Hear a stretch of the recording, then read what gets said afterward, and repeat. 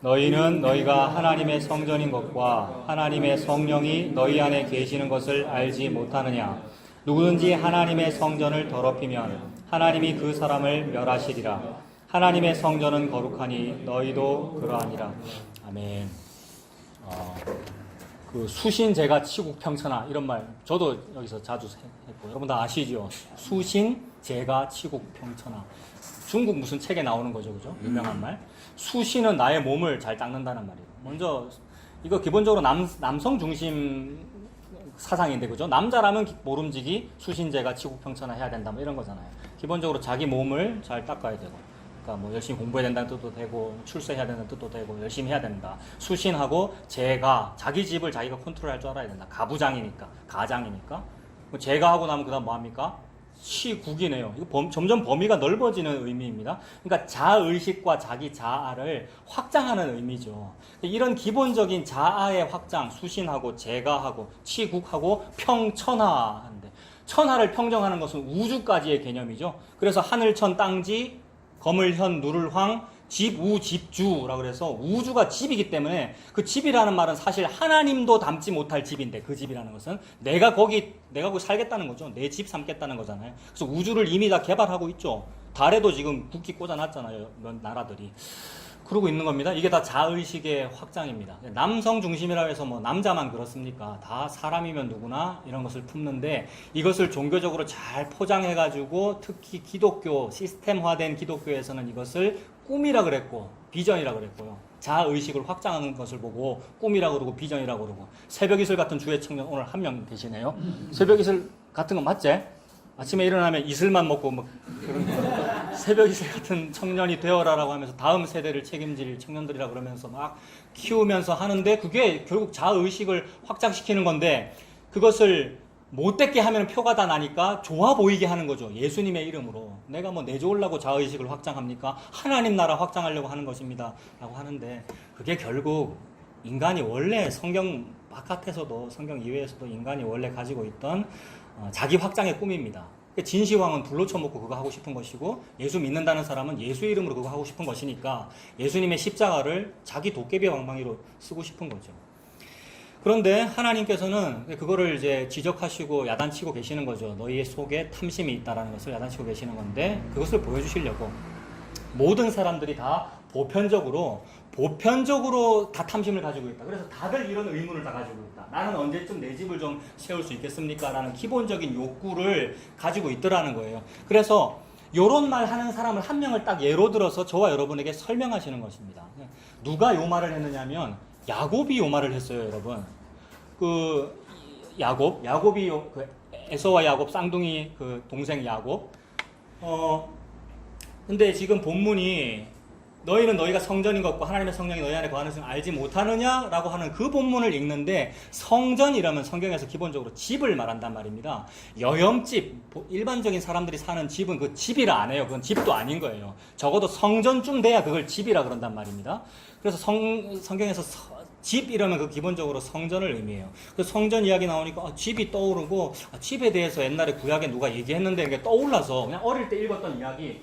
야곱이 이런 말을 한 적이 있어요, 여러분. 야곱이 언제 이런 말을 했느냐 하면, 야곱 하면 여러분 기본적으로 무슨 사람입니까? 엄마 뱃속에서부터 무슨 꿈을 가지고 있는 사람이죠? 수신제가 치국평천하 하려는 꿈을 가지고, 엄마 뱃속에서부터. 쌍둥이인데 형이 먼저 나가려고 하니까 형의 발 뒤꿈치를 붙잡고 잡아 당겨서, 히브리어로 발 뒤꿈치를 붙잡는다라는 말은 우리식으로 표현하면 남의 딴지를 건다는 말이거든요. 딴지 걸어서 넘어뜨리고 내가 먼저 나가겠다, 내가 첫째가 되겠다는 말이죠. 내가 장남으로 태어나겠다는 말은 뭐냐 하면 물질적인 의미로 상속재산을 2배 받겠다는 얘기거든요. 남보다 부자 되고 싶은 거죠. 이걸 비전이라 그러는 거죠.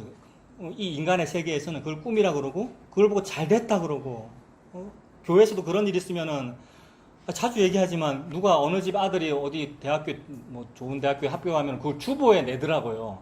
근데 우리 집 아들이 뭐 어디 금정구청에 청소부로 취직했습니다, 이런 건 주보에 안 내잖아요. 그 담임 목사님이 똑같이 내려면 다 똑같이 내야죠. 원래 다 안 내도 되는데 집안 대소사를 주보에 왜 냅니까, 여러분? 집안 대소사를 그냥 아름아름을 하면 되는 거죠. 그러니까 흥분하면 안 되고. 인간 기본적으로 엄마 뱃속에서부터 이미 그런 꿈을 가지고 있더라는 겁니다. 그거는 저와 여러분들이 목사를 포함하여 우리가 모태로부터 죄인이라는 얘기죠. 그래서 모태신앙이라는 말은 사실 어불성설이고 우리는 모태로부터 죄 중에 잉태되었고 태어났네요. 욥이 그렇게 고백했잖아요. 모태로부터 죄인이다. 야곱은 모태로부터 요 꿈을 가지고 있는 겁니다. 집 한번 세워야 되는데 수신 한번 해야 되고 제가 해야 되나 치국평천하 하고 싶은데라는 꿈을 가지고 있는 사람이기에 남의 발 뒤꿈치 잡는 사람이고, 그래서 야곱이라는 이름이 그런 뜻이고, 게다가 그런 삶을 살죠. 팥죽으로 형 속이고, 그죠? 나중에는 어머니 리브가하고 마음이 맞아가지고 둘이 짜고 에서 형 속이고 아버지 속이고, 그래서 에서가 받아야 될 장자의 축복을 가로채는 거 아닙니까? 이게 우리가 욕심 부리는 그 마음, 그거를 지금 보여주고 계시는 거죠. 근데 그렇게 해서 이제 도망가는 거 아니에요? 외삼촌 라반 집으로 도망가지 않습니까? 외삼촌 라반 집에서 한 20년 정도 고생하죠.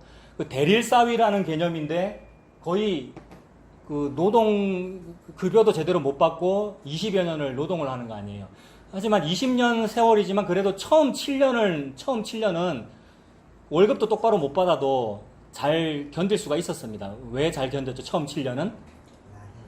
라헬을 사랑하는 바람에 라헬을 사랑하여 7년을 수일같이 여겼더라. 정확히 7년하고 7일이더라고요. 창세기 30장 29분에 일어나 보니까 7년하고 7일 더 일하고 라헬하고 결혼한 거 아니에요. 그 다음에 결혼시켜주면 앞으로 7년 더 해야 된다 이래서 14년을 한 거죠.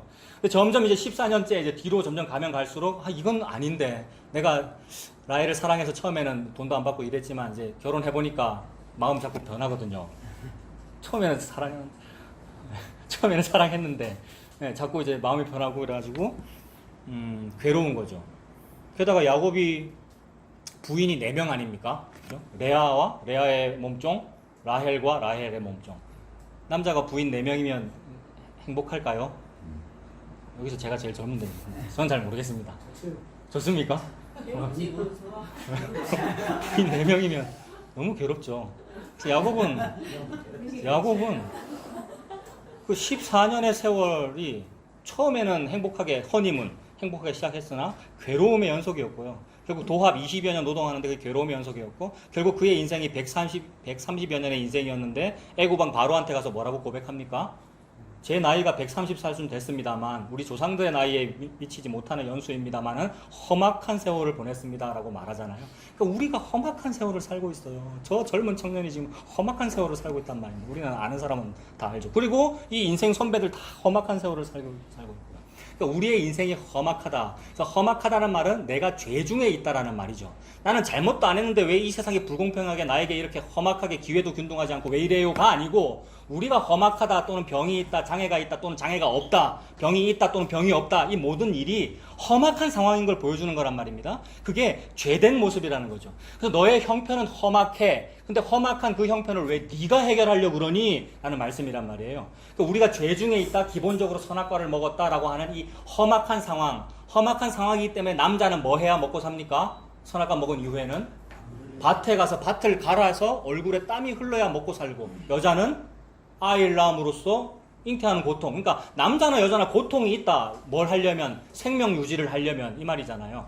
그래서 그런 상황인 거야. 우리는 내가 이렇게 땀이 흘러야만 먹고 사는 이런 비참한 상황에 처져 있는 거야. 그래서 그 땀이 흘려서 먹고 사는 그 일이라고 하는 것은 너에게 생명을 주는 것이 아니라 겨우 생존 유지만 해주는 거야. 근데 감히 네가 네 힘으로 생명을 만들어내겠다고? 라는 말이죠. 그래서 너는 너의 험악한 상황이라고 하는 그 현주소를 알아라. 그 현주소를 알므로써 너에게 무슨 고백이 터져 나오니? 저는 이런 고백이 터져 나와요. 오호라, 나는 곤고한 사람이로다. 이 사망의 몸에서 누가 나를 건져내랴. 즉 저에게 누가 생명을 주실까요? 라는 탄식이 터져 나오더라는 겁니다. 그 탄식 앞에 주님께서 대답하시는 거죠. 모세가 물어봤어요. 당신 이름이 뭐냐고. 주님이 대답했죠. 뭐라고 대답했습니까? 나다 라고 그랬단 말입니다. 나는 스스로 있는 자다라는 말이 비동사만 대답하신 거니까 나다, 나는 있다, 비동사만. 그래서 그걸 신약으로 연결하면 예수님께서 요한복음에 나는 빛이다, 나는 길이다, 나는 진리다, 이렇게 대답한 거란 말이에요. 그러니까 구약은 모호하게 나는 이다 라고만 대답하셨는데, 하나님께서 그 하나님의 눈에 보이는 분인 예수님은 눈에 보이는 하나님이잖아요. 그 예수님이 구체적으로 정답을 말해버린 거예요. 우리가 맨날 물으니까 제가 어떻게 해야 구원을 받겠습니다 라고 물어보고, 제가 언제쯤 내 집을 세울 수 있겠습니까 라고 자꾸 물어보니까 구약에서는 모호하게 답했으나 신약에서는 예수님께서 내가 길이다, 내가 빛이다, 내가 진리다, 내가 네 집이다, 이렇게 대답을 하신 거죠. 그게 답인데 인간은 안 받아들이더라는 겁니다. 그래서 끝끝내 그거를 안 받아들이면 어떻게 됩니까? 그게 성령을 안 받아들이는 거죠. 성령을 회방한 거란 말입니다. 그러면 지옥 가는 것이고, 요게 받아들여지면 아 맞네요, 저는 평생 내 수신제가 치국평천을 하려고 자꾸 예수님께도 물어보고 예수님 이름으로 내 집 세우는 거 기도하고 이랬는데 예수님께서 기도 응답을 주셨네요, 예수님이 집이네요 라고 받아들여지면 너에게 영생이 임했다, 네 믿음이 크도다, 이렇게 되는 거죠. 이 일이 끝나버렸습니다. 2000년 전에 예수님 십자가에서 끝난 그 일 위에 우리가 살고 있는 중이죠. 그래서 끝났기 때문에 그걸 종말이라고 그러고, 2000년 전부터 종말이 시작됐다고 그러고, 그러니까 종말의 시작, 끝의 시작이죠. 종말이 시작되었고 종말에 종말이 있을 거란 말이에요, 나중에. 그런 시기를 우리가 살고 있는 중이죠. 그 시기를 살고 있으면서 성령을 회방하면서 살고 있습니다. 성령께서는 요 대답을 하고 계시는데 우리가 회방하면서 살고 있습니다. 야곱이 그러하다는 걸 하나님 보여주십니다. 내 집을 언제쯤 세우리까. 그래서 야곱이 그렇게 아버지 속이고 축복권 가로채가지고 외삼촌 라반 집에 도망가서 20여 년을 노동하다가 처음에는 라헬 좋아서 시작했는데 이제는 뭐 그것도 없고 4명 때문에 고생하고 아들은 11개나 낳아놓고 아들 11명 딸 하나 낳고 얼마나 나중에 이제 베냐민 태어날 거고 얼마나 괴롭겠어요 여러분. 그런 상황에서 돈도 똑바로 못 받아. 세경을 똑바로 안 줬단 말입니다, 외삼촌 라반이. 그러면서 라반이 뭐라 그럽니까? 처음에 야곱이 찾아왔을 때는 라반이 막 버선발로 나와가지고 어이구 네가 내 혈육이구나, 우리 친척이구나 하면서 해놓고는 7년 딱 지났을 때 어떻게 되죠? 여러분 7년 지났을 때 라반이 비수를 꽂거든요. 야곱한테 뭐라 그러냐면 이제 결혼식을 시켜주는데 동생 라헬을 사랑해서 결혼을 이제 하는데 그 히브리 민족이 이제 밤에 결혼하기 때문에 옛날에 전기불도 없고 신부 얼굴이 안 보인단 말입니다. 게다가 신부는 뭐 면사포 같은 거 뒤집어서 잘 모르겠는데 그냥 그런 채로 불 꺼진 채로 둘이 동침했단 말입니다. 신혼 첫날 밤. 아침에 일어나 보니 사랑하는 여자 라헬이 있는 게 아니고 내가 싫어하는 레아가 있는 거죠. 얼마나 놀랬겠어요. 너무 놀래가지고 아이 장인어른, 외삼촌, 장인어른 나한테 왜 이렇게 하십니까? 라고 했을 때 라반이 뭐라 그러죠? 우리 동네에서는 형보다 아우에게 먼저 좋은 일을 시켜주는 그런 법이 없다 이랬단 말입니다. 물론 단어는 언니보다 아우를 먼저 결혼시키는 그런 법은 없다 이랬는데 언니라는 말은 손 윗사람을 말하는 거고, 그래서 우리 동네 여기 하란에서 우리 동네에서는 손 윗사람보다 손 아랫사람을 먼저 대우해주는 그런 법이 없어 이렇게 말했단 말입니다. 근데 그게 라반이 사는 그 동네에서만 그렇겠습니까? 뭐 고돌이가 막 지방마다 뭐 방법이 틀려도 그거는 똑같단 말이에요. 그래서 라반 집이나 야곱이 살던 그 가나안 땅의 그 동네나 손윗 사람이 먼저 대우받는 게 법이란 말이에요. 근데 야곱이 그걸 어기고 도망간 거잖아요. 지는 둘째인데 둘째가 먼저 상속권 받아가지고 지금 도망간 거잖아요. 그거를 꼬집고 있는 거죠. 예? 7년 동안 부려먹고 나서 꼬집고 있는 거란 말이에요. 비수를 꽂는 거죠. 요게 세상이잖아요. 그래서 뛰는 놈 위에 나는 놈 있고 야곱은 열심히 뛰고 있고 열심히 지복을 위해 살고 있는데 그 위에 나는 놈 또 있단 말이에요. 그러니까 우리가 스스로 우물 파는 그 일로는 겨우 생존만 겨우 이룰 뿐 진짜 얻고 싶은 하늘에 닿는 그 일이 안 벌어진다. 하늘에 좀 닿을 것 같아. 이제는 오늘 결혼식이야. 드디어 됐어 라고 할 때 그 위에 있는 나쁜 라반이 뭐라 그러냐면 우리 동네에서는 그러는 법이 없어 라고 비수를 꽂아버린단 말입니다. 이 세상이죠. 그럼 우리가 그런 일을 당하면 당할수록 그렇구나. 저놈이 내한테 비수 꽂고 나는 저놈한테 비수 꽂는구나. 이게 바벨탑이구나. 이래야 되는 거죠, 이 땅에서. 그러므로 우리의 이 상대 경쟁 속에서는 생존만 겨우 이루어질 뿐 생명은 없구나라는 것이 깨달아집니다. 그거 깨달으라고 자꾸 그런 일을 펼치고 계시죠, 하나님께서. 그래서 라반한테 그런 수모를 당하고 또 7일 더 견디고 또 앞으로 7년 더 견뎌서 14년 7일을 노동하고 그리고 또 한 6년 더 갔어요. 그러니까 도합 20년쯤을 일하다가 아무리 해도 이거는 안 되니까 이 라반이 월급을 똑바로 안 주니까 월급 달라고 말하면서 하는 말이 이거죠. 당신이 나한테 월급을 똑바로 안 주니까 좀 나는 언제쯤 내 집을 좀 세울 수 있겠습니까? 라고 한탄한 거지 않습니까? 집을 세운다는 것이 수신 제가 하고 싶다는 거잖아요. 나도 내 집을 이루고 나도 가장이 되어서 좀 독립해서 살고 싶고 내가 언제까지 대릴사위를 해야 됩니까? 이런 말인데 이거 매우 정당한 요구입니다. 그죠? 오늘날에는 무슨 노동법이니 이런 게 보장이 되지만 그 당시 보장도 안 되는 상황에서 라반은 부당 노동 행위를 지금 하고 있는 것이고 야곱은 월급도 못 받고 이거 했단 말이에요. 그러니까 당당하게 이런 말을 함이 마땅한데 그런데 하나님은 지금 그게 부당하다 그러시는 거죠. 우리가 이런 욕심 가진 그것이 부당하다. 너의 이러한 정당해 보이는 인권 요구로는 이 땅의 파라다이스는 벌어지지 않아 라는 겁니다. 인권 때문에 데모하고 합니다만 저는 그것을 지지하는 쪽입니다만 그것으로 파라다이스는 벌어지지 않는다. 다만 생존 상황이 조금 바뀔 뿐이다. 이 땅에서. 다만 그리고 또 무슨 말씀하시는 거냐면 그런 일들을 통하여 니들이 이 땅에서 민주주의 하고 있니? 민주주의 니들이 정해놓은 민주주의 한번 똑바로 해봐 이 말입니다. 또는 공산주의를 하는 사회면 하나님이 너그 지금 공산주의 하고 있니? 공산주의 좀 똑바로 해봐 이 말입니다. 무슨 말이냐면 인간은 인간이 자기가 정해놓은 헌법도 똑바로 안 지키고 있단 말이에요. 말로만 민주주의라고 해놓지 안 하잖아요. 그럼 공산주의는 말로만 공산이지 그것도 다 빈부격차가 있잖아요. 공산이라는 말은 다 똑같다는 말인데 안 되잖아요.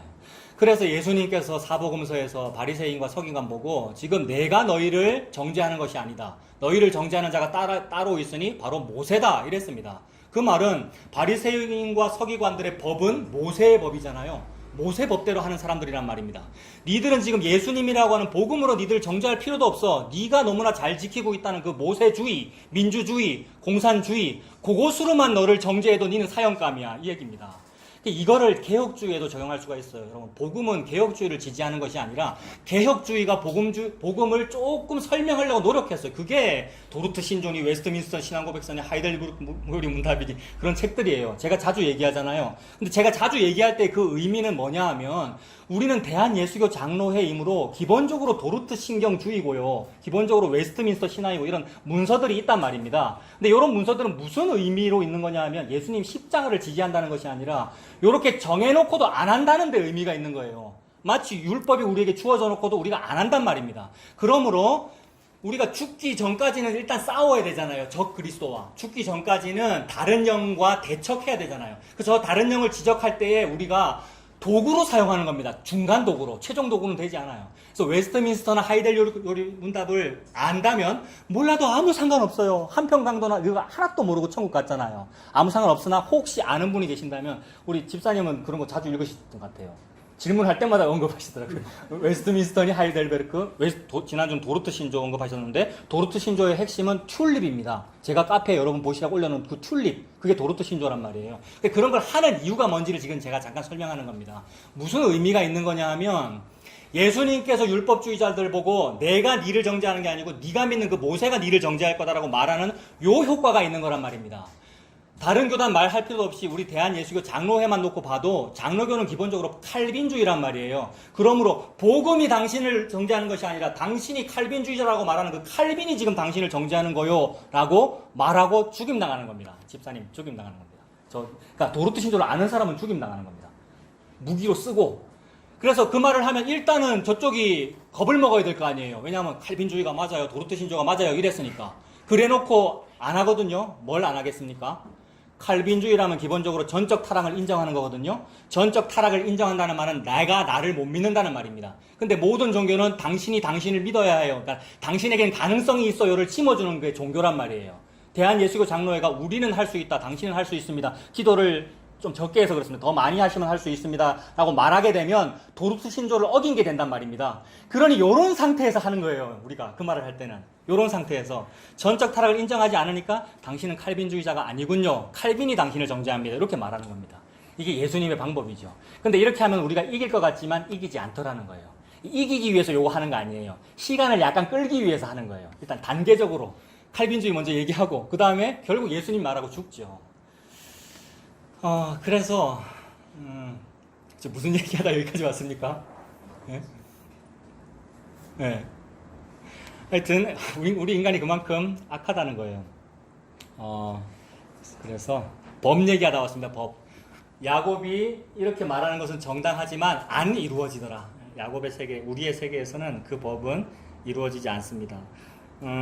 그래서 하나님께서 야곱의 이런 요구가 부당하다고 말씀하십니다. 그 욕심이야. 나는 언제쯤 내 집을 세우리까 라고 말하는 그것이 결국 욕심입니다. 그게 탐심이니까 우상 숭배이고 하나님께서 그것을 계속 같은 이미지로 설명하셔요. 창세기 11장은 요 집 짓는 이야기거든요, 여러분. 나는 언제쯤 내 집을 한번 세워볼까? 집을 세우려면 여러분 좀 높은 집을 세워야죠. 로열층 있고 하늘에 닿는 집. 그게 바벨탑 아닙니까? 창세기 11장은 바벨탑. 내가 내 집 짓는 이야기인데 하나님은 그거에 대해서 뭐라 말씀하시냐면 요 야곱을 사용하셔서 창세기 28장에 가서 무슨 얘기 하시겠습니까? 바벨탑에 대한 하나님의 대답. 창세기 28장에 가서 야곱한테 뭐라 그러시는 겁니까?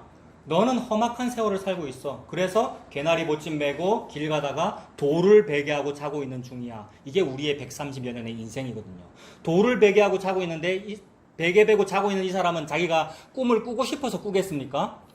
꿈을 꾸고 싶어서 꾸고 싶은 대로 꾸는 그런 사람이 여러분 없잖아요. 꿈이라고 하는 것은 불가항력적으로 꿔지는 거잖아요. 그러므로 하나님이 주시는 꿈을 비전이라고 할 때 그 비전은 꿔지는 것을 비전이라 그러죠. 그래서 룻기 2장 3절 룻이 우연히 보아스의 보리밭에 이르렀더라가 비전이란 말이에요.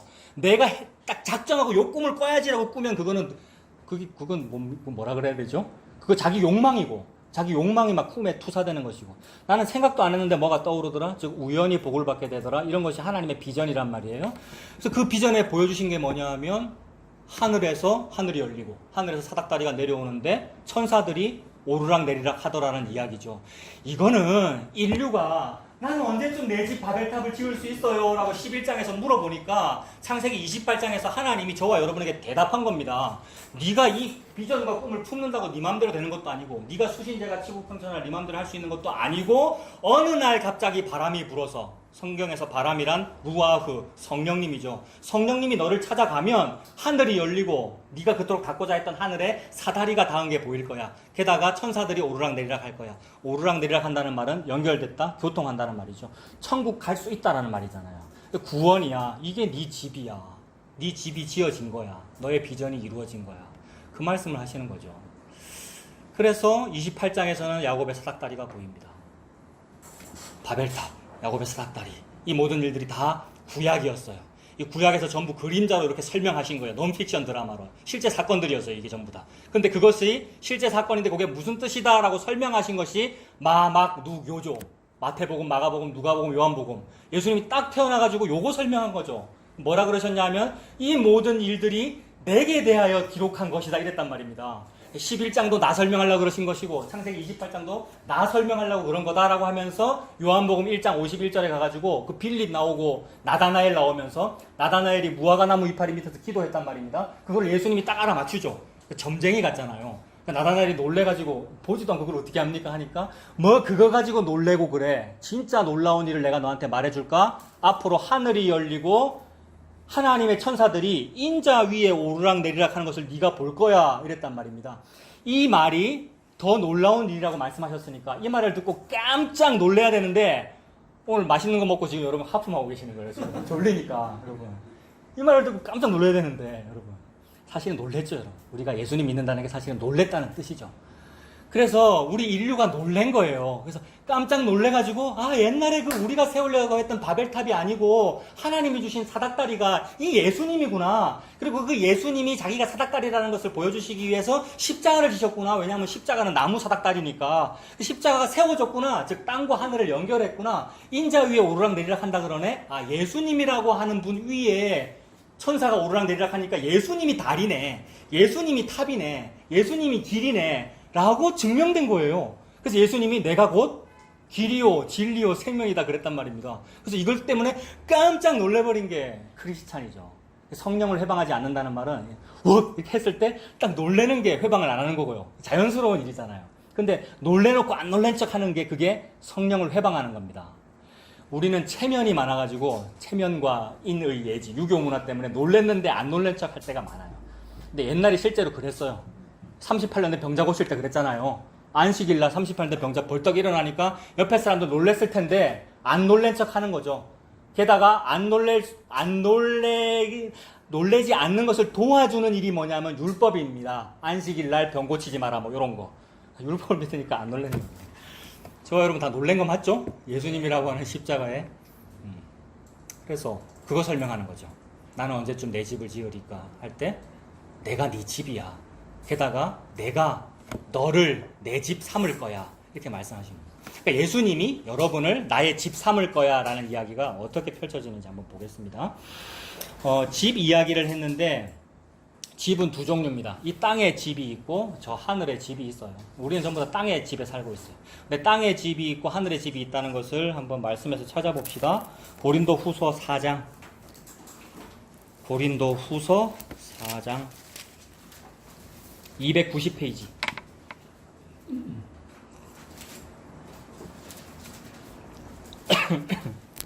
자, 4장 16절부터 5장 5절까지 보겠습니다. 4장 16절에 보면 그러므로 우리가 낙심하지 아니하노니 우리의 겉사람은 낡아지나 우리의 속사람은 날로 새로워지는도다 라고 합니다.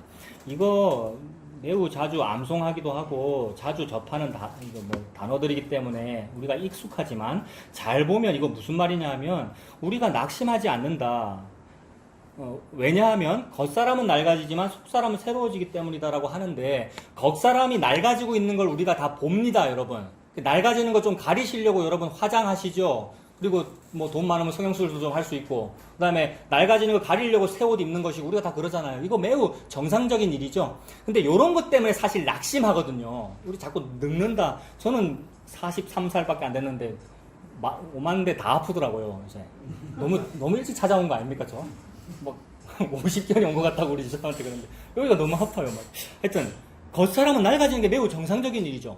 과학을 조금 아시는 분은 엔트로피 증가의 법칙이라 그러잖아요. 엔트로피 증가의 법칙은 무질소도의 법칙, 즉 모든 물질은 노화되고 있다 이 말이란 말입니다. 전부 다 노화되고 있어요. 우리도 그렇고. 이게 사실 낙심할 일인데 예수 믿는 사람은 그 낙심할 그 일을 받아들이면서, 즉 나는 늙고 있어, 나는 노화되고 있어, 겉사람은 낡아지고 있어, 그러나 속사람은 날로 새로워지니까 낙심하지 않라 이렇게 표현했습니다. 이게 지금 두 가지를 설명하는 거죠. 겉사람은 땅의 집이고, 그죠? 겉사람은 땅의 집이고 속사람은 뭐겠습니까? 이거 하늘의 집의 개념입니다. 하늘의 집의 개념. 근데 하늘의 집의 개념이니까 여기는 없고 저기 있을 거 아닙니까? 여러분, 나의 겉사람이라고 하는 것은 여기 있는데, 땅의 집이니까 땅의 집이라는 것은 여기 있는데, 하늘의 집이라는 것은 하늘이니까 여기가 아니고 저기인데, 여기 지금 속사람이라고 했으니 이미 어떤 메타포가 들어있어요. 하늘의 집인데 속사람이라고 했으니까 요 속에 있단 말이에요. 하늘에 있는 좋은 건데 그게 요 속에 있다는 것이 이미 들어있어요. 두 가지로 비교해서 겉사람은 땅의 집, 속사람은 저 하늘의 집입니다. 17절에 우리가 잠시 받는 환난에 경한 것이 지극히 크고 영원한 영광에 중한 것을 우리에게 이루게 함이다 라고 합니다. 이 땅에서는 겉사람이 자꾸 후패해져가는 어떤 환난을 겪게 되죠. 그 환난이 너무 크고 무서운데 지금 이 사도 바울은 잠시 받는 환난에 경한 거라 그러네요. 가벼운 거라 그러네요. 믿음 너무 좋으신 거 아닙니까? 이분. 나는 그렇게 안 느껴지는데, 이 땅에서 나는 환난이 힘들 텐데. 근데 그 환난이 경하다고 봅니다. 왜냐하면 지극히 크고 영원한 영광에 중한 것이 있기 때문이다라고 말하네요. 크고 영원한 영광에 중한 것은 저 하늘의 집을 말하겠죠. 그 다음에 잠시 받는 환난에 경한 것은 이 땅의 집에서 당하는 어떤 일들이겠네요. 나중에 볼 저 하늘의 집이 너무나도 지극히 크고 영원한 영광에 중한 것, 무거운 것이고 중요한 것이기에 담대하다는 거죠. 18절, 우리가 주목하는 것은 뭡니까? 보이는 것이 아니요 보이지 않는 것이네요. 보이는 것은 뭐겠습니까? 땅의 집이겠네요. 땅의 집, 세상, 땅의 집. 그러니까 나와 내 옷과 내 돈. 그다음에 보이지 않는 것은 뭐겠습니까? 하늘의 집을 말하겠네요. 보이지 않는 것은 하늘의 집입니다. 보이는 것은 잠깐이요 보이지 않는 것은 영원합니다. 맞습니까? 보이는 것, 내 돈, 내 직장, 우리 집, 내 거는 잠깐이요. 보이지 않는 영원한 내 집은 영원합니다. 그 말씀하는 거네요. 이거 누구한테 지금 말씀하시는 겁니까? 아버지 하나님, 내 지금 교회 40년 다녔는데 나는 언제쯤 내 집을 세울 수 있어요? 라고 기도하는 그 크리스찬에게, 저에게 이렇게 말씀하시는 거죠. 내는 언제쯤 내 집을 세울 수 있어요? 라고 말하는 사람에게 보이는 것이 아니요 보이지 않는 것이니 보이는 것은 잠깐이요 보이지 않는 것은 영원하다, 이렇게 답하고 계시는 거죠. 이거 모세가 하나님한테 이름 뭐예요? 라고 물어봤을 때 답한 게 요거라는 얘기고, 여러분 어떤 부자 관리 청년이 와가지고 제가 어떻게 하여야 영생을 얻겠습니까? 물어봤을 때 답한 게 요거란 말이에요.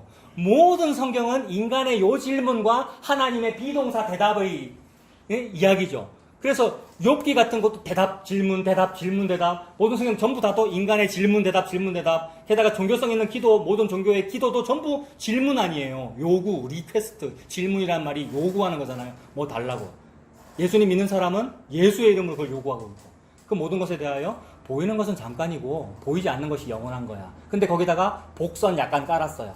보이지 않는 것이 영원하다라고 하니까 모든 인간은 형이 상학적인 걸 바라보거든요. 그러니까 여기 있는 거 말고 저기 있는 거 바라본단 말이에요. 그래서 좀 고상한 복음 안다는 사람들은 아이고 여기는 아니야, 이 세상은 더러워라고 하면서 저기 거만 바라본다고 말하는데 그것이 영지주의하고도 통해요. 영지주의는 육체는 더럽다, 영은 거룩하다라고 해서 육체는 지 맘대로 살아도 되고 영만 바라봐야지라면서 영이 저 바깥에 있다고 자꾸 보는 거죠. 근데 하나님은 지금 복선을 이미 깔았어요. 속 사람이라 그랬어요. 그러니까 저기 있는 것만이 아니라 이 속에도 있단 말입니다. 하나님 그거 이루는 겁니다. 그래서 결론을 얘기하면 집 얘기인데 어디가 집이냐면 하나님이 저와 여러분이라고 하는 교회를 자기 집 삼아서 들어오겠다는 얘기예요.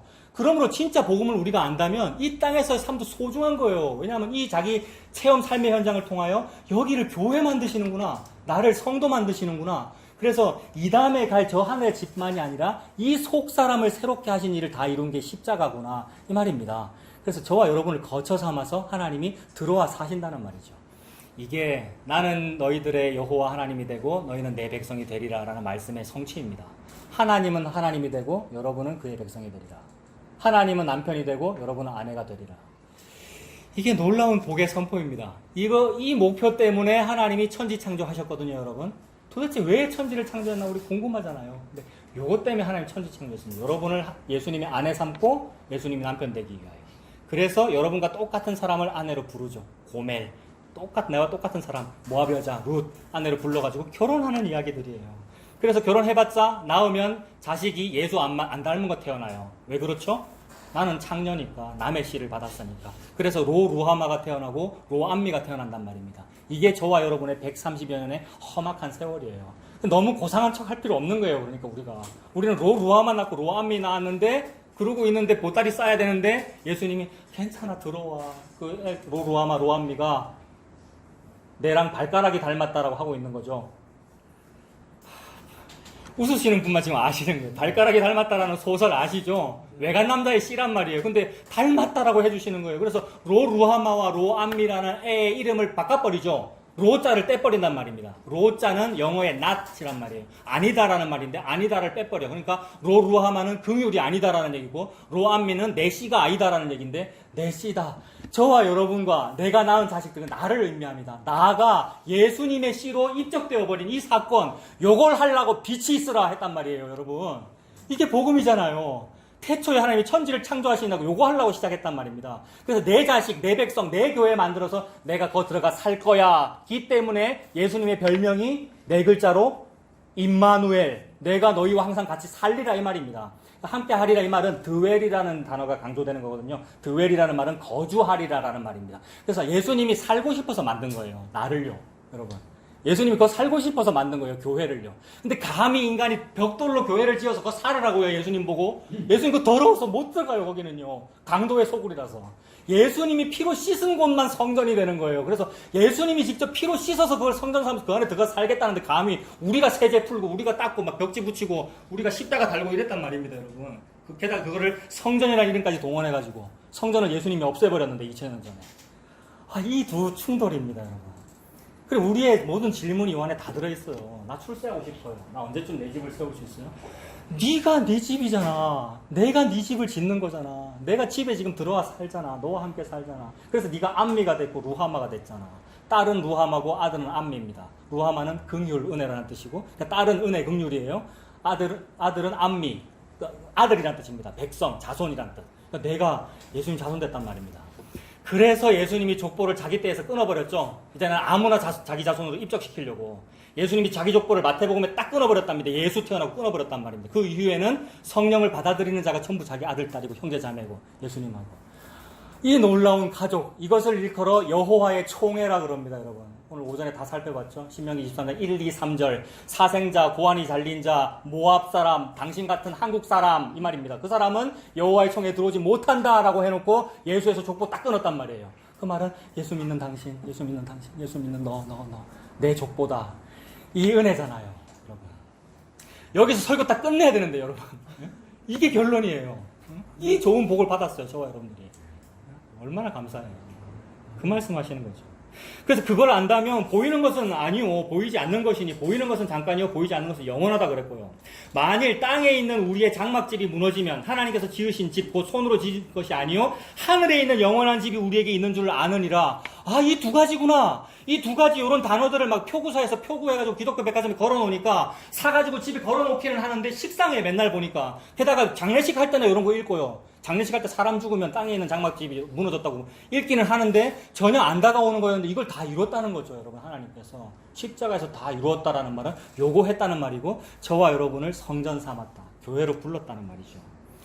그래서 그런 믿음이 있고 우리가 이 땅을 삽니다마는 그러나 체험 삶의 현장에게는 탄식이 있어요. 우리가 내일도 출근해야 되고 일해야 되고 날씨는 덥고 우리 탄식 나오잖아요. 그래서 그 2절에 보면 고린도 후서 5장 2절 보고 있습니다. 참으로 우리가 여기 있기 때문에 탄식하는 겁니다. 여전히 이 지구의 땅 디디고 살아야 되기 때문에 중력에 영향받는 인간이잖아요.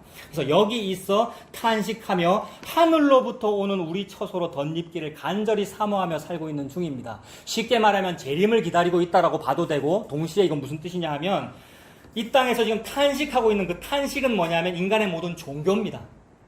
인간이 종교 왜 만들었어요, 여러분? 힘들어서 만들었잖아요. 우리 대한민국의 한국교회의 새벽기도 문화는 매우 괜찮은 건전한 문화입니다만, 그러나 그 안에 따져보면 종교성이 매우 많이 들어가 있는데 어떤 종교성이 있다 그랬습니까? 얼마 전에 어디 말씀 보존학회 그분이 올린 거 집사님께서 좋다 그러셨는데 그 새벽기도를 비판한 그 내용은 맞다 그랬어요. 전에 말씀드린 거. 그 목사님 이름 뭡니까? 정동수 목사님. 그 이상한 사상을 가진 분인 것으로 우리가 다 알고 있습니다만 그 말은 맞단 말이에요. 새벽 기도를 비판하는 그 부분 맞는데 어떤 의미에서 그러냐 하면 일제시대 때 왜 한국교회가 새벽 기도 시작했죠? 빌선주 장로님 이런 분 영향도 있고요. 어떤 무속신앙적인 영향도 있고, 동시에 우리 큰오빠 일제징용 가 있고요. 우리 어떤 누나 위안부로 끌려가 있고요. 우리 집안에 무슨 우환이 있고요. 일본은 자꾸 괴롭히고, 이 상황에서 내가 부산의 일신 기독여학교에 입학했어. 막내딸이라고 어떻게 대우를 해줘서. 그 아이가 당장 할 수 있는 일이, 우리 옛날에는 우리 옥황상제 믿을 때는 새벽 3시에 정한수 떠놓고 빌었는데 우리 이제는 일신 기독학교에서 예수님 믿잖아. 우리 새벽 4시에 일어나서 성경책 들고 당당히 모이자라고 하는 요런 분위기란 말이에요. 이게 정확한 맥락을 일치하지 않아요. 그리고 일신 여학교 아니에요. 제가 어느 기독학교였는데 잘 모르겠어요. 그런 식으로 모인 거란 말이에요. 근데 그렇게 이제 새벽 4시, 5시에 우리가 성경책을 들고 이 땅의 일이 힘드니까, 여기 있어 탄식하니까, 일본 때문에 우리가 힘드니까 새벽 기도를 시작했을 때에 그 기독교 미션 스쿨을 세운 사람들은 어떤 사람들입니까? 미션 스쿨을 세운 사람들. 외국인 선교사들이죠. 유럽 사람들이거나 호주 사람들이거나 이렇단 말이에요. 그 외국인 신학한 젊은 목사들이 그 새벽에 모인 학생들을 딱 볼 때 무슨 생각이 드냐면 얘네들이 지금 뭐 하고 있노? 그러니까요. 그러니까 서양 문화라고 하는 것은 이성적 문화이기 때문에 해 뜨면 일어나고 해 지면 자고 이게 지극히 당연하고 사실 그게 성경적이고요. 그런 기독교를 일단 가르쳤는데 그 기독교와 우리의 무속신앙이 합쳐가지고, 게다가 현실의 어려움이 합쳐지니까 여러분 얼마나 일제시대 힘들면은 잠이 오겠습니까? 새벽에. 당연히 기도하고 싶죠. 그거란 말이에요. 그래서 그 일본이 아니고 유럽의 그 이제 목사님, 외국인 선교사님이 교장 선생님이니까 그 교장 선생님이 오셔가지고 했다는 유명한 말이 있죠. 그 새벽 기도에 처음 와가지고 했던 말이, 여러분 지금은 자야 할 시간입니다. 이 말 했다고요. 이거 유명한 얘기예요. 그러니까 매우 이성적인 얘기를 하는 거죠. 그래서 허용했어요. 왜냐하면 너희들 힘든 거 아니까. 너 큰 오빠가 일본에 징용 가 있구나. 이걸 아니까. 그러나 그게 여러분 험악한 세월을 우리가 못 받아들여서 기도라도 해서 바꾸고 싶은 우리의 언제쯤 나는 내 집이 행복해집니까? 라는 얘기잖아요, 여러분. 그 기본적인 종교성인 거예요. 근데 하나님은 이해하셔요. 많이 힘들구나 이해하셔요. 그래서 이해하시면서 네 힘드니까 너 행복을 원하지, 그러니까 내가 너한테 행복 주려고 그러는 거잖아 라고 준 게 예수님 십자가입니다. 진짜 답을 주고 있는데 다른 집 자꾸 달라 그러는 거죠, 여러분. 진짜 답을 예수님은 주고 계시는데 다른 집. 그럼 구체적으로는 물질적인 거죠. 행복한 가정이라든지 아니면 출세든지 결혼이든지 취업이든지. 예수님께서는 예수님 주고 계십니다. 그래서 이 땅에서는 여기 있기 때문에 탄식하는데, 이 탄식이 야곱은 나는 언제쯤 내 집을 세우리까 라는 탄식이었고, 탄식하는데 동시에 하늘로부터 오는 우리 처소로 덧입기를 간절히 사모합니다. 이렇게 입음은 우리가 벗은 자들로 발견되지 않으려 합니다. 참으로 이 장막에 있는 우리가 짐진 것 같이 탄식하는 것은 벗고자 함이 아니요 오히려 덧입고자 함이니 죽을 것이 생명에 삼킨 바 되게 하려 합니다. 죽을 것이 생명에게 삼키기 위하여 우리가 살고 있습니다, 여러분. 이 죽을 것이 생명에게 삼켜지기 위하여 요나가 물고기에 잡혀먹는 것처럼 삼켜지기 위하여 인생을 살고 있어요. 그러니까 죽기 위해서 살고 있는데 생명이 나를 삼키니까 내가 잡아먹히니까 죽을 거 아니에요. 근데 그 죽은 게 산 거네요. 생명이 나를 먹어버리는 일이니까. 그래서 생명이 나를 먹어버린다는 일은 나보다 큰 무언가가 나를 덮는다는 것을 의미합니다. 요런 옷으로는 내가 나를 가리지 못해요. 요런 옷, 이거 뭐 상표 레노마네요. 비싼 거네요. 요런 것으로는 나를 가리지 못한단 말이에요. 이것보다 훨씬 더 크고 좋아야 가리는데 가장 좋은 것을 줄 알지 못하겠느냐 이랬단 말입니다. 악한 압이라도 너에게 좋은 것을 주고 싶거늘 하늘 아버지께서 가장 좋은 것으로 너에게 먹이고 입히고 안 하겠느냐라고 했는데, 그렇다면 요거보다 더 좋고 큰 것으로 나를 덮어야 생명이 나를 삼킨 거거든요. 나를 삼키는 그 내보다 큰 거는 뭐냐 하면 가죽옷입니다. 창세기 3장 21절 가죽옷. 그래서 가죽옷으로 나를 덮는다는 얘기예요. 이 죽을 것이, 즉 겉사람, 후패해지는 이 겉사람과 육신의 장막, 이 몸이 죽기를 기다리고 있는 그것은 생명에게 삼킴바 되려고 하는 것이다. 이것이 우리의 탄식입니다. 언제쯤 나는 내 집을 세울 수 있어요? 그 생명이라고 하는 집이 내를 삼키면 내가 그 집에 들어가서 사는 거예요. 가죽옷이 집이죠? 예수님이 집이에요. 예수님이 집으로 이렇게 지어지면 이게 집이에요. 그래서 내가 이 집을 짓지 않았어요. 어느 날 어쩌다가 우연히 보아스의 보리밭에 집이 지어져 버렸어요. 내가. 그래서 이거를 보고 은혜 받았다고 그러는 것이고, 짓지 아니한 집을 산다는 것이고, 파지 아니한 우물물을 마신다는 말이고, 전부 이 한 점으로 다 연결됩니다. 모든 성경이. 그래서 전부 이 한 점으로 연결되면은 뻥 뚫려요. 뻥 뚫리는 그 느낌. 그래서 예수님 믿어진다는 말이 그 말입니다. 전부 예수님 요 얘기하려고 그랬구나. 모든 성경이.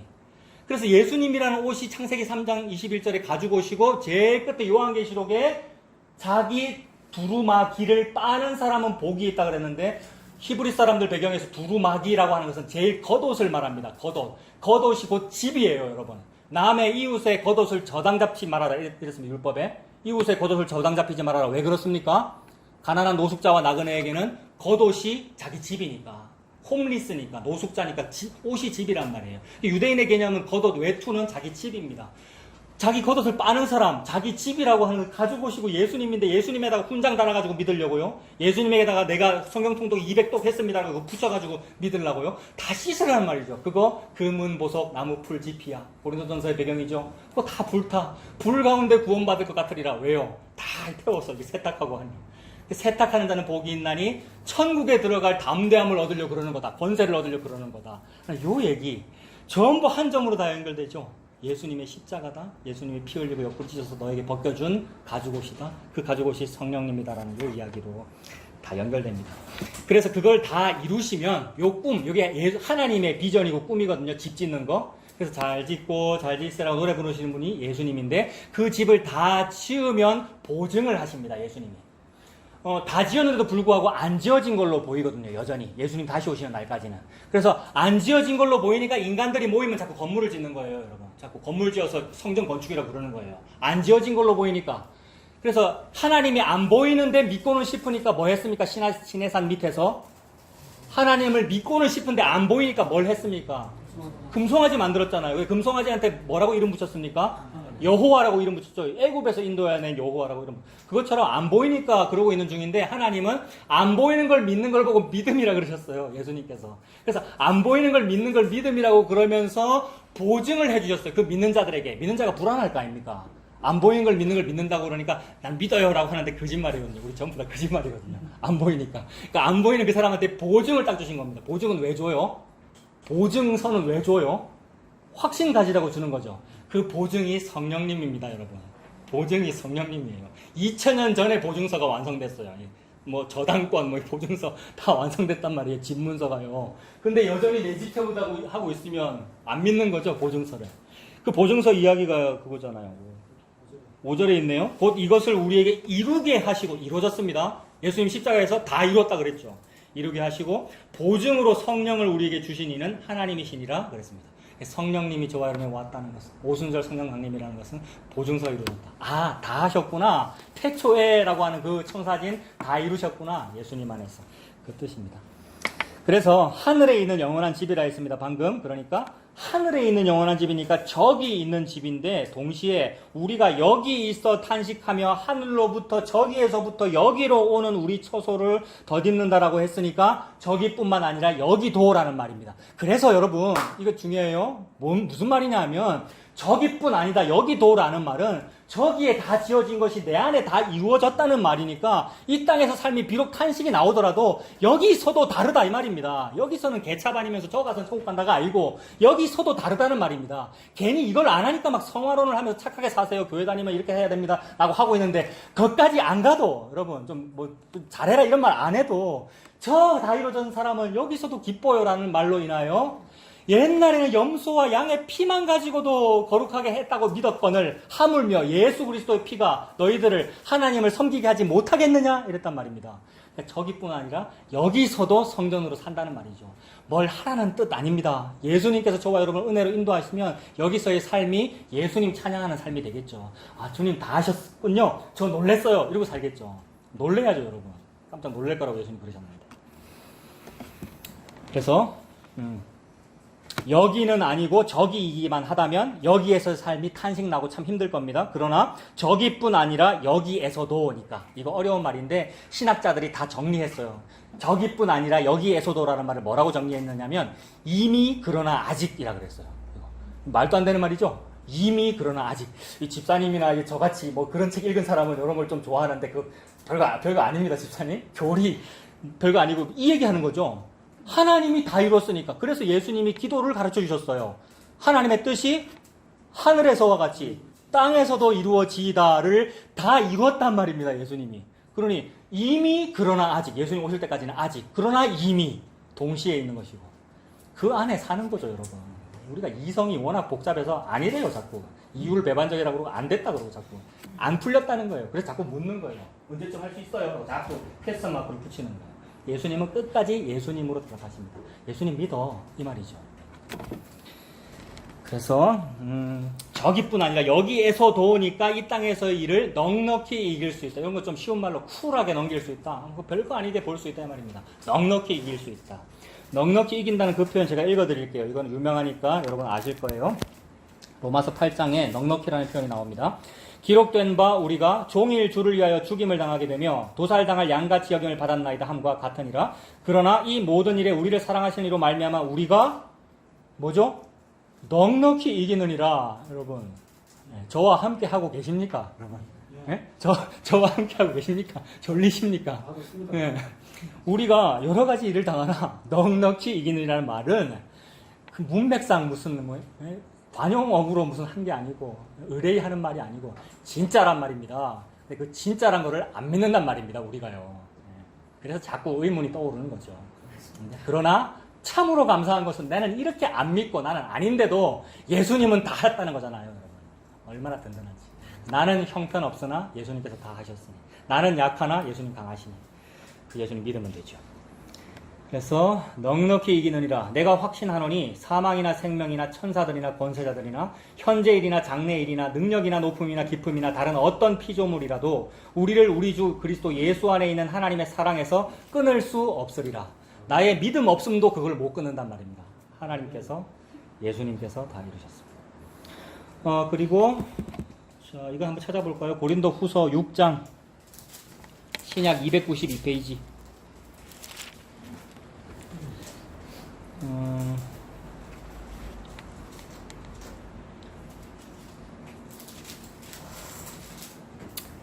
그래서 하나님께서 우리를 성도로 부르셨다는 말은 성도라는 말은 거룩한 사람이라는 말이잖아요.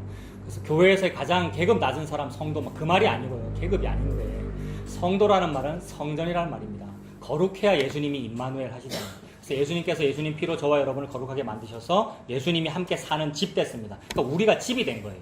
그래서 고린도후서 6장 16절에 하나님의 성전과 우상이 어찌 일치가 되리요? 우리는 살아계신 하나님의 성전이라 이랬습니다. 원래 우리는 우상 덩어리이기 때문에 우리는 우상 덩어리예요. 우리가 벨리알이고요. 우리가 베드로고 가론 유다고 우리가 나쁜 놈이고 그래서 모압은 여호와의 총에 들 수 없다라고 했고 성령을 회방하는 자는 구원을 받지 못한다라고 했는데 이상하게 내가 모압이고 내가 성령을 해방하는 자인데 구원을 받더라는 거죠. 내가 모압인데 나 모압이 구원받는 이야기 뭐 봤습니까 우리가? 내가 모압인데 우리가 모압 사람입니다. 단군의 후손이지만 영적으로 우리가 모압 사람이에요. 근데 모압 사람은 영원히 여호와의 총회에 들어가지 못한다 그랬거든요. 근데 이상하게 하나님은 또 이율배반적인 일을 또 하셔요. 나 모압이 구원받는 이야기를 써놓으셨어요. 어디 써놨냐면 룻기에 써놓은 거 아니에요. 모압 여인 룻이 구원받는다는 얘기. 룻기는 정확하게 직설적인 예수님 얘기입니다. 왜냐하면 보아스 족보니까. 보아스가 예수님 족보니까. 보아스가 예수님이라는 얘기고 룻이 매라는 얘기거든요. 나는 길가에 버려진 탯줄 안 뗀 여자아이, 즉 사생자고 고환이 잘린 자고 씨가 없는 사람, 고멜이고 모압 여인 룻이란 말입니다. 근데 룻이 보아스한테 결혼했을 구원을 얻는다는 요 얘기니까 성령 회방한 사람은 용서를 못 받는다고 해놓고 용서받는 이야기란 말이에요. 그래서 그리스도와 벨리알이 어떻게 함께 하느냐라고 해놓고 내 같은 벨리알에게 그리스도가 함께 해주신 이야기가 십자가입니다, 여러분. 그래서 우리가 여기 나오는 하나님의 성전과 우상이 어찌 일치가 되리오라고 해놓고 우리 보고 성전이래요, 지금. 이게 무슨 말이에요, 이게. 우리가 우상덩어리인데 우상덩어림으로 하나님의 성전과 니는 어울리지 않아. 근데 니는 성전이야. 이게 뭐예요, 여러분? 나는 우상덩어리인데 날 보고 성전이라고 하시는 이유는 예수님께서 십자가에서 다 이뤘기 때문입니다. 그래서 예수님의 십자가를 믿는다는 말은 내가 성전이 되었어요. 그래서 예수님이 성전을 무너뜨리고 예수님이 성전을 3일 만에 다시 지으신 거군요. 나라고 하는 성전. 그래서 나라고 하는 자의식과 자아라고 하는 머리는 잘려 죽고 예수님이 머리 되시는 거군요. 그래서 예수님이 머리 된 교회라는 말이 그 말이죠. 그래서 우리가 한 몸을 이룬 예수님의 그 교회라는 말. 네가 집이다 이 말이죠. 우리가 평생 물어보는 질문, 나는 언제 내 집 지어요? 라고 할 때에 네가 집이다 라고 예수님께서 답하신 겁니다. 그래서 우리는 살아계신 하나님의 성전이다. 이와 같이 하나님께서 이르시되 내가 그들 가운데 거하며 두루 행하여, 내가 그들 가운데 거하며 두루 행하여의 단어가 영어에서는 드웰이 강조되는 거라고요. 드웰이 뭐라고 했습니까? 거주한다. 여기 내가 그들 가운데 거한다 이 말입니다. 이게 히브리 말로는 뭐였습니까? 예수님의 별명 임마누엘. 여러분, 임마누엘. 하나님이 우리와 항상 함께 계신다. 그래서 계신다가 강조되는 거예요. 즉 거주한다. 여기 집이라는 말이죠. 집도 그냥 집이 아니고 신혼집. 신혼집은 남편과 아내의, 신랑과 신부의 가장 거룩한 장소입니다. 외간 남자가 들어오면 안 됩니다. 그래서 우상이 섞이면 안 된다는 말이고 성전을 더럽히지 말라는 말입니다. 그래서 성전 신혼집에는 남편만 있어야 된다는 말이죠. 외간 남자가 들어오면 안 된다는 말이죠. 그래서 성전은 거룩하니 너희도 거룩하다라는 그 말이 그 뜻입니다. 신부는 순결한 거잖아요. 사실은 안 순결해요. 근데 왜 순결하냐면 과거를 묻지 않아서요, 여러분. 남편이, 이 신랑이 순애보라 가지고 과거를 묻지 않고 발가락이 닮았다라고 하는 바람에 순결하다 그래요. 그걸 보고 교회라 그럽니다. 그걸 보고 성전이라 그래요. 그래서 내가 그들 가운데 거하며 두루 행하여 나는 그들의 하나님이 되고 그들은 나의 백성이 되리라 라고 했고요. 이런 모든 얘기들이 구약에 나오는 얘기입니다. 그 고린도 후서 6장 16, 17, 18절 밑에 보면은 막 각주들 막 많이 붙어 있습니까? 제가 지금 찾아온 거는 레위기 26장, 출애굽 29장, 이런 보여요? 에스겔 37장 맞아요? 예, 그런 거 쭉 붙어 있죠. 지금 하나, 둘, 셋, 넷, 다섯, 여섯, 7개나 인용해놨네요, 지금 기자가. 이거 뭐 인용한 겁니까? 구약을 여기저기서 막 뽑아온 건데, 그 말은 여기저기서 뽑아온 게 전부 같이 요 얘기하고 있더라는 걸 증명하고 있는 거잖아요. 무슨 얘기? 네가 성전이야라는 얘기, 네 안에 내가 거주한다라는 얘기. 그래서 내가 네 안에 거주하기 위하여 천지 창조했고, 니들이 짓는 그 집이 집이 아니고 내가 짓는 이 집이 집이고, 이 집에 내가 신혼방으로 내가 신랑으로 가서 살 거야. 그래서 임마누엘이야라는 그 얘기를 여기서 다 뽑아왔는데 같은 말이더라는 거예요. 이게 성경의 통일성이고, 이것을 예수님께서 모든 성경은 다 내게 대하여 증언하는 것이다 이랬단 말입니다. 모든 구약이 전부 다 예수님에 대해서 이렇게 말하더라는 겁니다. 그래서 16절은 임마누엘이고요. 그 다음에 16절 끝부분은 나는 그들의 하나님이 되고 그들은 나의 백성이 되리라. 이거 출애굽시킨 이유죠. 출애굽시키면, 입애굽 상태로 계속 살면 바알이 그들의 하나님이 되고 그들은 바알의 백성인데 하나님이 요구하고 싶어서 출애굽시켰단 말입니다. 나는 그들의 하나님이 되고 그들은 내 백성이 되리라. 그래서 광야 생활 시작한 거예요. 광야 생활이 뭐죠? 허니문이에요. 허니문. 허니문 시작할 때는 이 아내가 신부가 예수님 사랑했어요. 광야 생활 할 때는. 왜냐하면 낮에는 뜨겁고 밤에는 추우니까, 뜨거우니까 구름 기둥에게로 달려갔고 추우니까 불 기둥에게로 갔단 말입니다. 그래서 그렇게 불 기둥에게로 가고 구름 기둥으로 간 그거를 보고 예수님이 네가 신혼 때는 내를 사랑했다 이랬단 말입니다. 네가 젊었을 때는 내를 사랑했다. 그러니까 어떤 젊어서 고생은 사서도 하는 거니까 젊을 때에는, 즉 이 땅에서의 체험 삶의 현장 동안에는 뜨거움도 있고 추움도 있죠. 그 일을 통하여 내가 예수님이라고 하는 구름기둥 불기둥으로 달려간단 말입니다. 그걸 보고 사랑이래요. 이거 엎드려 절받기죠, 예수님이. 그걸 보고 사랑이래요. 그게 신혼기간인 거예요. 결혼 이야기예요. 그리고 집이 지어지는 거예요. 가나안 땅이라고 하는 어떤 정주생활, 그 정주는 영원한 저 집을 말하는 거죠. 그 집이 지어지는 그 이야기예요. 그래서 그들의 하나님이 되고 그들은 내 백성이 되리라. 17절에 그러므로 너희는 그들 중에서 나와서 따로 있고 부정한 것을 만지지 말라. 내가 너희를 영접하여라고 하는데 그들 중에 나와서 따로 있고 부정한 것을 만지지 말라라는 것이 레위기 율법이잖아요. 그래서 구원받은 백성은 정결해라라고 해서 먹는 것도 가리고 레위기 11장 이거는 먹어도 된다 저건 먹지 말아야 된다. 그런 모든 얘기들 이거는 정하다 저거는 부정하다는 모든 얘기들이 무슨 얘기냐면 신부 화장하는 거란 말입니다. 신부의 순결함을 말하는 거란 말이에요. 근데 그거를 진짜로 요거는 먹어야 된다 안 먹어야 된다 이러고 있으면 율법을 그림자로만 문자로만 지키고 있는 것이고 신부의 정결함을 말하는 거구나. 신부 화장하는데 외간 남자가 선물로 준 화장품 바르면 안 됩니다.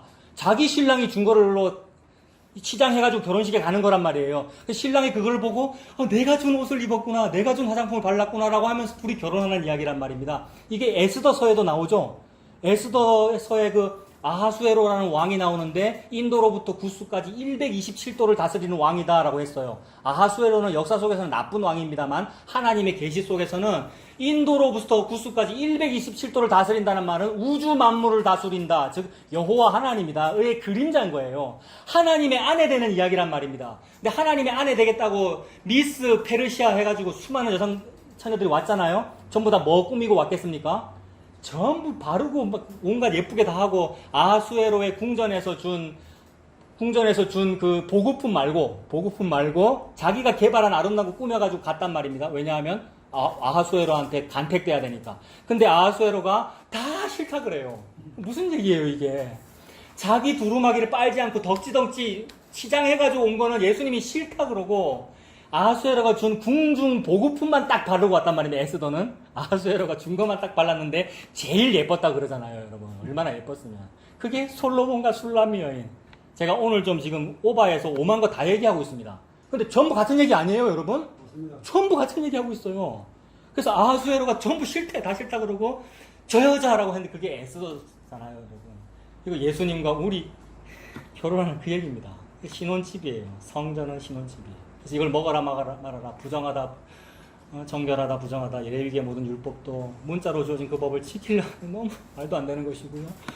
우리를 말하는 거죠. 나는 그 지키지도 못하는데 네가 그렇게 정결해, 네가 그렇게 깨끗하게 예수의 피로 씻겨진 정결한 신부야 라는 그 말씀을 하고 계십니다. 그게 정결한 것이고 그걸 보고 구별됐다라고 말하고 그 구별됐다라는 말을 신약에 와서 에클레시아라고 그러죠. 교회 세상으로부터 밖으로 분리되었다, 구별되었다. 그래서 정결하다. 레위기 11장입니다, 이거. 그래서 구별된 그것을 보고 교회라 그러고 그 에클레시아라는 헬라어가 여성 명사더라. 여자다는 말이죠. 신부. 교회가 신부다. 우리가 그렇게 예수님의 신부 되었습니다. 그래서 계속 같은 말씀이에요. 고린도후서 6장 18절도 너희에게 아버지가 되고 너희는 내게 자녀가 되리라. 전능하신 주의 말씀이니라 하셨느니라. 이거 동일한 말로 너희에게 내가 남편이 되고 너희는 내게 신부가 되리라.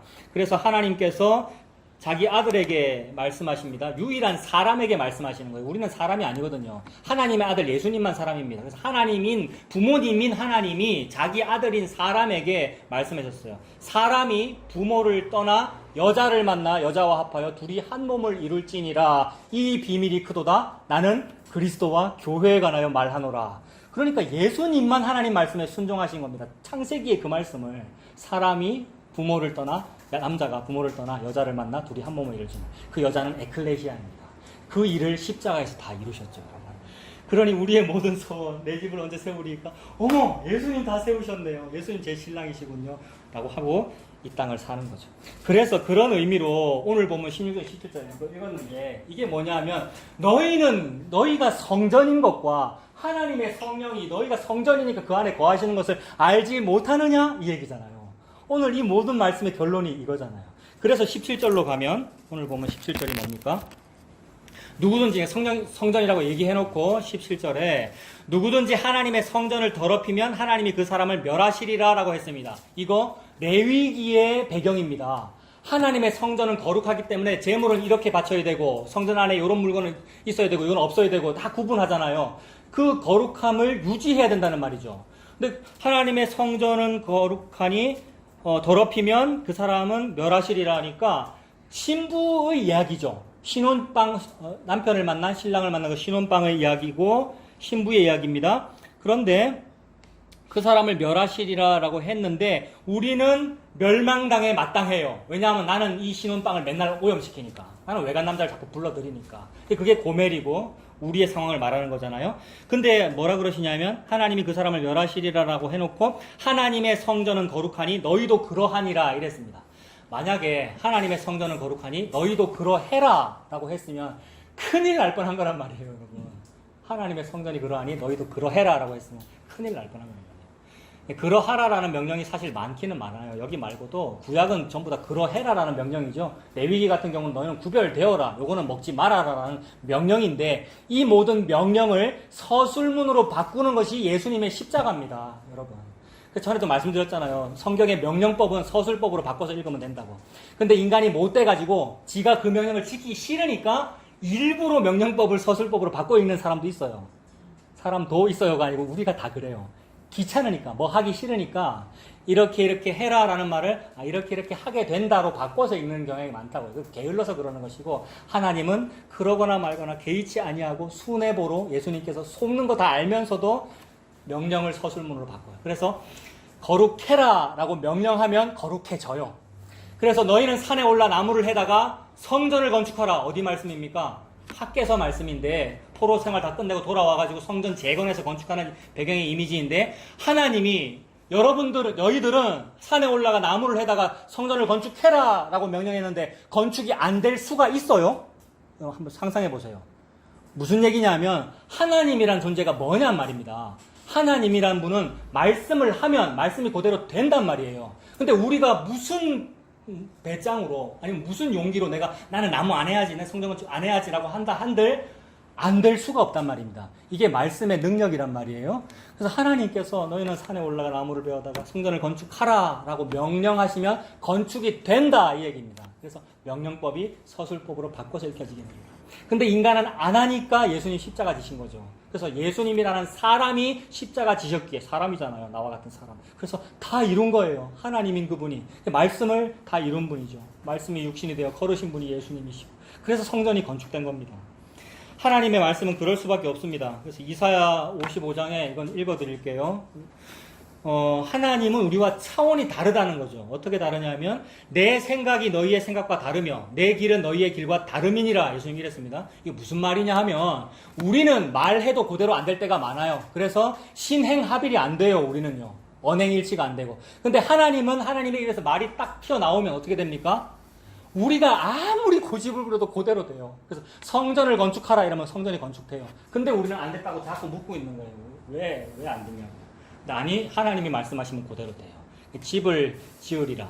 언제 그랬냐면 다윗이 하나님 보고 제가 집 지어드릴게요 라고 할 때 하나님이 선지자를 통하여 아니야 다윗아 그거 아니야. 내가 너를 위하여 집을 지으리라 라고 입에서 말이 튀어나왔기 때문에 집이 지어진 겁니다. 그게 에클레시아입니다, 여러분. 그래서 그때 다윗이 고백하기를 주께서 저에게 이 기도로 기도할 마음을 주셨나이다 라고 하면서 저에게 이 좋은 것을 주셨습니다 라고 고백했어요. 그 당시에 그 구약시대의 그 역사적 배경에서 이 좋은 것이라는 말은 자기 집안에 역성혁명이 일어나지 않는다. 그 다음에 앞으로 솔로몬 때에 가서 성전이 지어진다는 그 얘기였으나 하나님은 그 말씀을 통하여 계시하시길 이 좋은 것이라는 말은 예수님 십자가 지고 돌아가실 때 성령이 저와 여러분에게 온 것을 보고 이 좋은 것이라고 합니다. 성령이 저와 여러분에게 오시려면 우리가 깨끗한 집이 되어야 하기에 십자가로 씻어서 우리를 집 만든 겁니다. 그래서 거처 삼은 겁니다. 계속 같은 얘기만 하고 있죠? 그래서 거처 삼아서 성령이 임하셔서 그 일을 다 이루셨습니다. 그래서 이는 비와 눈이 하늘로부터 내려서 그리로 되돌아가지 아니하고 땅을 적셔서 소출이 나게 하며 싹이 나게 하며 파종하는 자에게 종자를 주며 먹는 자에게 양식을 줌과 같이 내 입에서 나가는 말도 이와 같이 헛되이 내게로 되돌아오지 아니하고 나의 기뻐하는 뜻을 이루며 내가 보낸 일에 형통함이니라. 요 말씀을 믿습니까, 여러분? 부흥사처럼 그렇게 물어볼까요? 아멘하게. 아멘.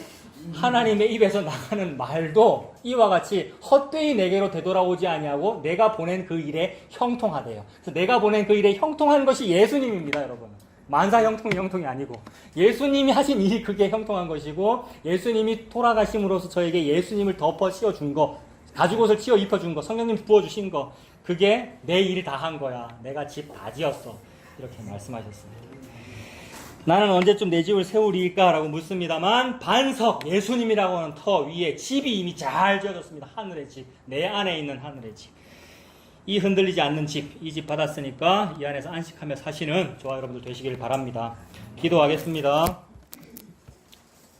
하나님 아버지, 태초부터 유일한 하나님의 꿈인 하나님의 거처 삼으시는 일, 그 일을 다 이루어 주셔서 감사합니다. 하나님의 그 일이 예수님의 십자가에서 다 이루어졌음을 믿습니다. 그래서 성령님이 내 안에 거하시는 내가 하나님의 성전 된 줄로 믿습니다. 이 집에서 안식하며 살 수 있도록 주님 인도하여 주시옵소서. 예수님의 이름으로 기도합니다. 아멘.